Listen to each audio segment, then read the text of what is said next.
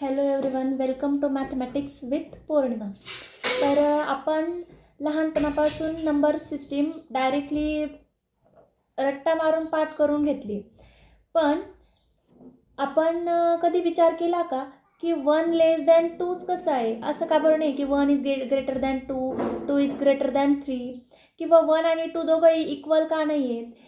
तर नंबर सिस्टीममधली ही जी ऑर्डरिंग आहे ही अशीच का आहे, असं आधी आपण कधी विचार केला आहे का? तर नाही. तर ही जी ऑर्डरिंग आहे ती सांगणारा एक लॉ आहे, that is the law of trichotomy, आणि तो लॉ आपण ह्या व्हिडिओमध्ये पाहणार आहोत. तर बघा, लॉ ऑफ ट्रायकोटॉमी काय? तर for any two real numbers a and b exactly one of the following is true. तर खाली 3 ऑप्शन्स आहेत. तिघांमध्ये काय दिलेलं आहे बघा. पहिल्या याच्यात दिलं आहे की A is less than B. Second ऑप्शनमध्ये दिलं आहे की ए इक्वल्स टू बी. आणि थर्ड ऑप्शनमध्ये दिलं आहे की ए इज ग्रेटर दॅन बी. तर कुठल्याही 2 रियल नंबर्समध्ये ह्या तिघांपैकी कुठलं तरी एकच रिलेशन सॅटिस्फाय होईल, एक्झॅक्टली 1.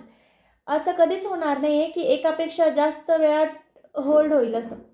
तर हा लॉ आपण जेव्हा मॅथमॅटिकल इनइक्वॅलिटीज प्रूव्ह करायचे असतात तेव्हा आपण हा लॉ यूज करतो की जेणेकरून आपलं सोल्युशन मिळू शकेल याच्यासाठी. तर दिस इज द लॉ ऑफ ट्रायकोटॉमी. आता याचे एक्झाम्पल्स पाहूया. तर बघा, एक्झाम्पल दिलेले आहेत. फर्स्ट एक्झाम्पल आहे कम्पेअर 5 अँड 8. तर 5 अँड 8मध्ये तिघांपैकी कुठलं रिलेशन होल्ड होतं आहे? तर 5 इज लेस दॅन 8. पुढचे दोघंही 5 इक्वल्स टू 8 आणि 5 ग्रेटर दॅन 8 हे दोघंही होल्ड नाही होत, कारण की 5 इज लेस दॅन 8 हे ट्रू आहे म्हणून.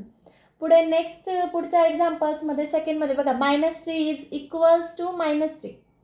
आणि थर्ड आहे 10 आणि 2 मधलं रिलेशन. तर 10 इज ग्रेटर दॅन 2. म्हणजे तुम्ही अजून एक्झाम्पल्स घेऊन पाहू शकता. कुठल्याही 2 रियल नंबर्समध्ये या तिघांपैकी कुठलं तरी एकच रिलेशन होल्ड होईल. एकतर लेस दॅन असेल, एकतर इक्वल्स टू असेल, एकतर ग्रेटर दॅन असेल.